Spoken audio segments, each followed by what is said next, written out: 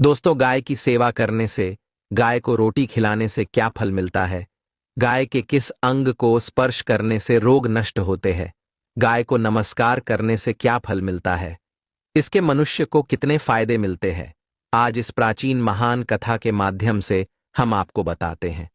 तो चलिए, बिना देरी किए आपको सुनाते हैं गौमाता की यह महान कथा। दोस्तों, एक बार देवर्षि नारद भगवान श्री कृष्ण से मिलने के लिए द्वारका नगरी में पधारते हैं। भगवान श्री कृष्ण के पास आकर नारद जी उन्हें प्रणाम करते हैं। देवर्षि नारद को देखकर भगवान श्री कृष्ण प्रसन्न हो जाते हैं और पूछने लगते हैं, हे देवर्षि, आपका द्वारका में स्वागत है। आज किस प्रयोजन से द्वारका में आने का आपने निर्णय लिया? देवर्षि नारद हर्ष के साथ कहने लगते हैं, हे प्रभु, आप तो सब कुछ जानते हैं, फिर भी इस दास से पूछ रहे हैं। भला आपसे कोई बात छिपी हुई है? मेरे मन में क्या प्रश्न है, आपको भली भांति पता है। भगवान श्री कृष्ण कहते हैं, हे देवर्षि, मैं आपकी द्विधा को जानता हूं और यह भी जानता हूं कि आप समस्त मनुष्य जाति के कल्याण के लिए ही आज यहां पर पधारे हैं। आप निसंकोच होकर पूछे, आपके मन में जो भी प्रश्न हो। फिर देवर्षि कहने लगते हैं, हे प्रभु, यदि आप चाहते हैं तो मैं आपसे एक प्रश्न पूछने की चेष्टा करता हूं। प्रभु, मैं आज पृथ्वी लोक का भ्रमण कर रहा था तो मैंने बड़ा ही विचित्र दृश्य देखा। मैंने देखा कि कुछ दुष्ट मनुष्य गायों को मार रहे थे, वहीं दूसरी ओर कुछ मनुष्य गायों की पूजा भी कर रहे थे। तो प्रभु, यह दृश्य देखकर मुझे बड़ी व्यथा हुई। मनुष्य खुद के स्वार्थ के लिए निष्पाप पशुओं पर अत्याचार क्यों करता है?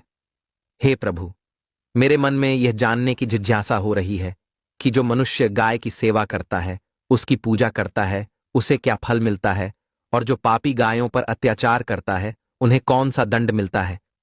इस प्रकार से नारद जी द्वारा पूछे जाने पर भगवान श्री कृष्ण मुस्कुराते हुए कहने लगते हैं, हे देवर्षि, आपने बहुत ही उत्तम प्रश्न किया है। जो गायों को कष्ट देता है, उसे तो उसके पाप कर्मों के लिए नरक में दंड अवश्य मिलता है, किंतु जो गायों की सेवा करता है, उन्हें उत्तम लोकों की प्राप्ति होती है। गायों की सेवा करने से पृथ्वी लोक पर और परलोक में मनुष्य को कौन सा फल मिलता है, मैं आपको इस कथा के माध्यम से समझाता हूं। हे देवर्षि, आप इस कथा को ध्यान से पूरा जरूर सुने। इस कथा को जो भी मनुष्य सुनता है और इसका प्रचार करता है, उसके समस्त पाप नष्ट हो जाते हैं, उसे धन धान्य की प्राप्ति होती है और मृत्यु के बाद वह मेरे धाम गोलोक में जाता है। देवर्षि कहने लगते हैं, हे प्रभु, यह मेरे सौभाग्य है कि आपके मुख से मुझे यह कथा सुनने को मिल रही है। मैं इस कथा को ध्यान से पूरा सुनूंगा और इसका प्रचार मनुष्यों में करूंगा।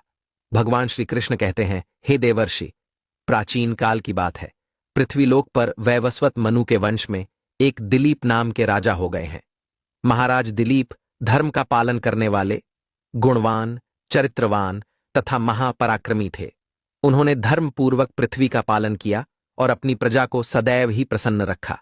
उनकी प्रजा सदैव उनसे संतुष्ट रहती थी।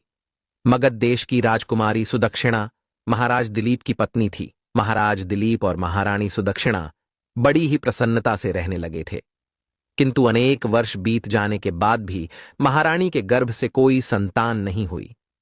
तब महाराज दिलीप एकांत में बैठकर सोचने लगे कि मैंने कभी कोई पाप नहीं किया है और मैंने सदैव ही धर्म के मार्ग पर चलकर ही सभी कार्य किए हैं, फिर भी मेरे किस दोष के कारण मुझे संतान प्राप्ति नहीं हो रही है। इतना सोचकर वे बहुत चिंतित हो गए। फिर उनके मन में एक विचार आया कि इस समस्या का समाधान केवल गुरु वशिष्ठ जी ही कर सकते हैं। वे ही मुझे मेरे दोष के बारे में बताएंगे और पुत्र प्राप्ति के लिए कोई उपाय बताएंगे। इतना सोचकर महाराज दिलीप अपनी पत्नी के साथ गुरु वशिष्ठ जी के आश्रम पर पहुंच गए। आश्रम पर वशिष्ठ जी नित्य कर्म, ध्यान आदि कार्य समाप्त करके अपनी पत्नी अरुंधति के साथ बैठे हुए थे। उसी समय महाराज दिलीप रानी के साथ उनके पास जाते हैं और उनका दर्शन करते हैं। वशिष्ठ जी ने महाराज दिलीप का स्वागत किया और उनकी पत्नी अरुंधति ने महारानी का स्वागत किया और उनका कुशल मंगल पूछते हुए उन्हें आशीर्वाद दिया। वशिष्ठ जी महाराज दिलीप से कहने लगे, हे राजन, सब कुशल मंगल तो है ना? आप और महारानी का आज अचानक वन में मेरी कुटियाओं में पधारने का क्या प्रयोजन है? किस कारण से एक महान सम्राट को अपना राजपाट छोड़कर इस वन में आना पड़ा? इक्ष्वाकु कुल के सभी राजा महाराज पुत्र उत्पन्न करके उन्हें अपना राज्य सौंपकर तपस्या करने के लिए वन में आते हैं। किंतु आप अभी भी जवान हैं। आपने अभी अभी राज्य का कार्यभार संभाला है। आपने अभी तक पुत्र भी उत्पन्न नहीं किया है।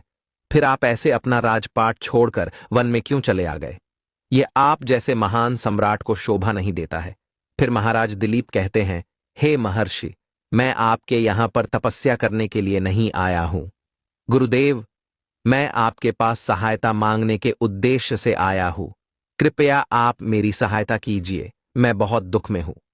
फिर महर्षि अगस्त्य कहते हैं, हे राजन, आपके जैसे महान सम्राट को भला किस बात की सहायता चाहिए?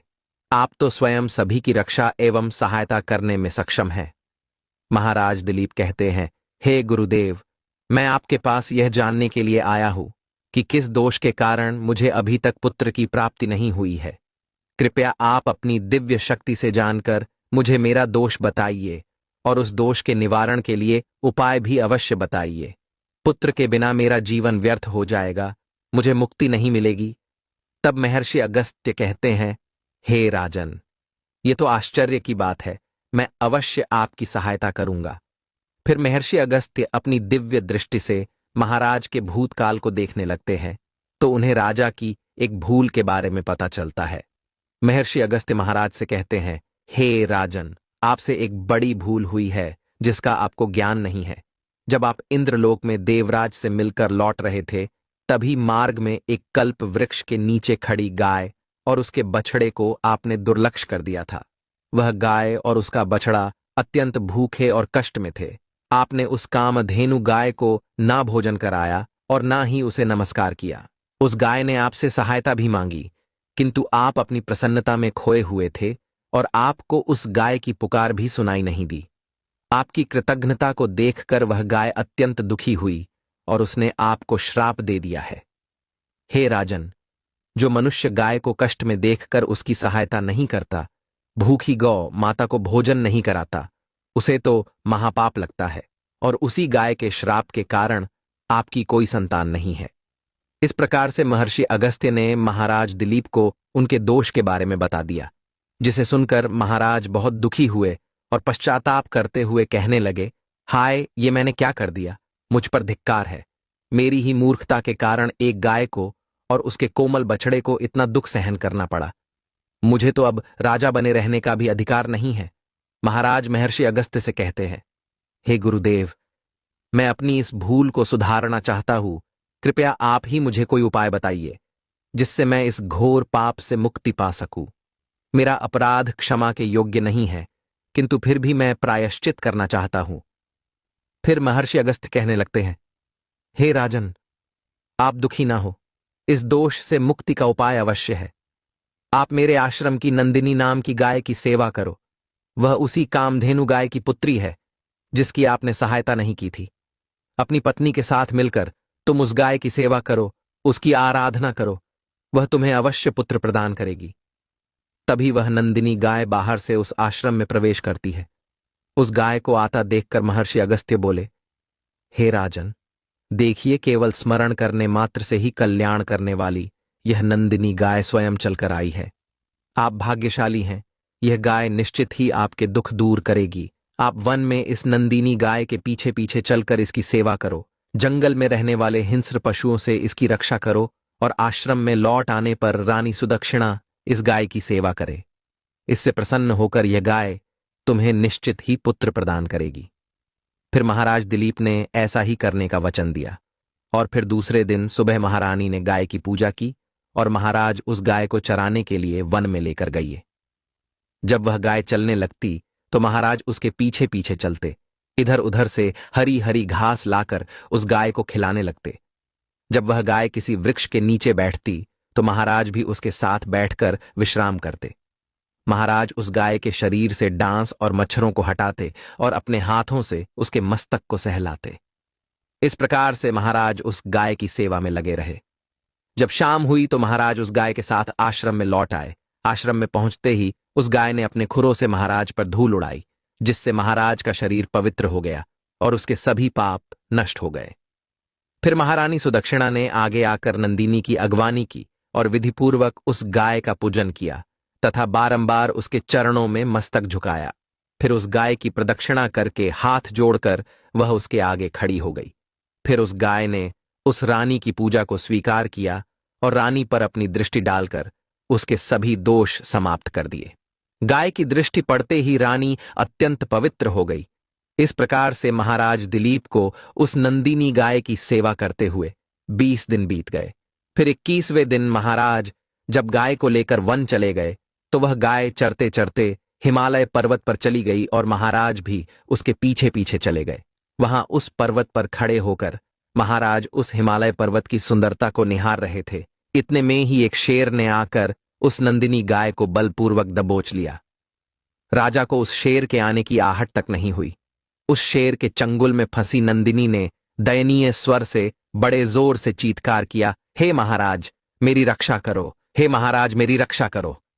जैसे ही महाराज ने उस गाय की पुकार सुनी तो उन्होंने देखा कि एक भयंकर शेर ने उस गाय को दबोच लिया है और उस गाय की आंखों से आंसुओं की धारा बह रही है, जिसे देखकर महाराज व्यथित हो उठे और उन्होंने तुरंत ही अपना बाण निकाला और धनुष की डोरी पर रखा और उस शेर को मारने के लिए प्रत्यंचा खींची। उसी समय उस शेर ने महाराज की तरफ देखा। उस शेर की दृष्टि पड़ते ही महाराज का शरीर स्तब्ध हो गया, उनकी शक्ति क्षीण हो गई, उनका सारा बल नष्ट हो गया। अब उनके अंदर उस बाण को छोड़ने की भी शक्ति नहीं रही। फिर वह शेर उस महाराज से बोलने लगा, हे राजन, मेरे ऊपर प्रहार करना तुम्हारे बस की बात नहीं है, क्योंकि भगवान शिव मेरी ही पीठ पर पैर रखकर नंदी पर बैठते हैं। इसीलिए तुम मुझे मारने की चेष्टा मत करो और यहां से लौट जाओ। विधाता ने इस गाय को आज मेरा ग्रास नियुक्त किया है, इसीलिए तुम इसमें दखल मत दो। मैं जानता हूं तुम सूर्यवंश में जन्मे हुए राजा दिलीप हो। इस हिमालय पर्वत पर भगवान शिव की बड़ी माया फैली हुई है, इसीलिए तुम तुरंत ही यहां से निकल जाओ। फिर महाराज बोलने लगे, हे मृगराज, कृपया आप इस गाय को ना मारे। यह महर्षि वशिष्ठ जी की संपूर्ण मनोरथों को पूर्ण करने वाली नंदिनी गाय है। इसकी हत्या करने पर तुम्हें महापाप लगेगा। गुरुदेव ने मुझे इस गाय की रक्षा और सेवा करने का आदेश दिया है। इस गाय का एक बछड़ा भी है जो घर पर इसकी राह देख रहा है। मैं इस गाय को मरने के लिए छोड़कर नहीं जा सकता। तुम भगवान शिव के सेवक हो, इसीलिए तुम्हारे हाथ से इस गाय को छुड़ाना मेरे लिए असंभव है। इसीलिए हे मृगराज, मेरी आपसे विनती है कि आप इस गाय को जीवनदान दो। इस गाय के बदले में मैं तुम्हें अपना शरीर समर्पित करता हूं, जिससे तुम्हारी भूख भी शांत हो जाएगी और इस गाय की रक्षा भी हो जाएगी और मेरे वचन का पालन भी हो जाएगा। साथ ही गौ रक्षा के लिए प्राण त्यागने से मुझे उत्तम गति की प्राप्ति होगी। इतना कहकर महाराज उस शेर के सामने हाथ जोड़कर बैठ गए और आंखें बंद की। फिर अचानक से उस राजा के कानों में स्वर पड़े, बेटा उठो, मैं तुम्हारी सेवा से अत्यंत प्रसन्न हूं। यह सुनकर महाराज उठ खड़े हुए और उन्होंने अपने सामने उस गाय को देखा और वह शेर कहीं दिखाई नहीं दे रहा था। तब वह नंदिनी गाय राजा दिलीप से कहने लगी, हे राजन, मैंने ही अपनी माया से शेर का रूप धारण करके तुम्हारी परीक्षा ली है। यमराज भी मुझे पकड़ने का विचार नहीं कर सकते। मेरी रक्षा के लिए तुम अपने प्राण देने के लिए तैयार थे, इसीलिए मैं तुम पर बहुत प्रसन्न हूं। अब तुम मुझे वरदान मांगो, जो तुम्हारी मनोकामना है वह कहो, मैं अवश्य पूर्ण करूंगी। महाराज दिलीप कहते हैं, हे गौ माता, मेरे मन में जो इच्छा है आप वह अवश्य जानती होंगी। कृपया मुझे पुत्र प्रदान कीजिए, मेरी यही कामना है। फिर उस नंदिनी गाय ने कहा, हे बेटा, तुम पत्ते के द्रोण में मेरा दूध लेकर उसका पान करो। इससे तुम्हें अत्यंत बुद्धिमान और गुणवान पुत्र की प्राप्ति होगी। महाराज दिलीप कहने लगे, हे माता, इस समय पर मैं आपके मधुर वचन सुनकर ही तृप्त हो चुका हूं। अब आप मेरे साथ आश्रम पर चलिए और मैं आपकी पूजा आराधना करके तथा मेरे अनुष्ठान को पूरा करके आपके अमृत समान दूध का पान करता हूं। उसके बाद महाराज दिलीप उस गाय को लेकर आश्रम चले गए। आश्रम में पहुंचने पर महारानी सुदक्षिणा ने आगे आकर उस गाय का पूजन किया। तब उस गाय ने कहा, हे महारानी, आप मेरी पीठ को स्पर्श करें, इससे आपको अत्यंत गुणवान, बलवान और विद्वान पुत्र की प्राप्ति होगी। फिर महारानी ने गाय की पीठ को स्पर्श किया। महाराज और महारानी ने उस गाय की विधिवत पूजा आराधना की और उनके अमृत के समान दूध को प्रसाद समझकर ग्रहण किया। उन दोनों की प्रसन्नता देखकर महर्षि वशिष्ठ कहने लगे, हे राजन, अब यह गाय तुम दोनों पर प्रसन्न है, तुम्हारी मनोकामना अवश्य पूर्ण होगी।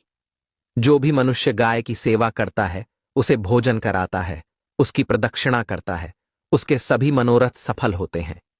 जो भी गाय की रक्षा करता है, उसकी कभी दुर्गति नहीं होती है। मृत्यु के बाद वह गोलोक में जाता है और भगवान श्री कृष्ण के साक्षात दर्शन करने का सौभाग्य उसे प्राप्त होता है। जो श्रद्धा पूर्वक गाय का दूध पीता है, वह सभी रोगों से दूर रहता है। जो गाय की पीठ पर जो कुबड़ होता है, उसे स्पर्श कर लेता है, उसके सभी दोष और पाप नष्ट हो जाते हैं। जो गाय का दान करता है, वह वैतरणी नदी को गाय की पूंछ पकड़कर पार कर लेता है। जो स्त्री रोज गाय को रोटी खिलाती है, वह सौभाग्यशाली बन जाती है।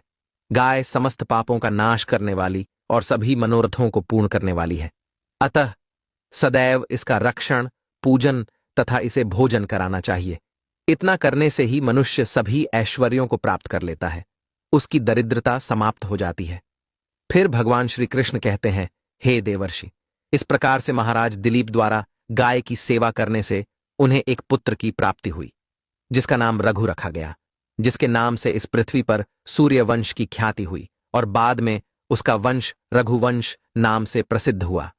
तो दोस्तों, आप भी नित्य गाय की सेवा करें, रोज गाय को रोटी खिलाए, गाय की रक्षा करें। आपको यह कथा कैसी लगी कमेंट करके जरूर बताएं। जानकारी अच्छी लगी तो वीडियो को लाइक करें, कमेंट में जय श्री कृष्ण और जय गौ माता जरूर लिखें। साथ ही चैनल को सब्सक्राइब करें। आप सभी का धन्यवाद।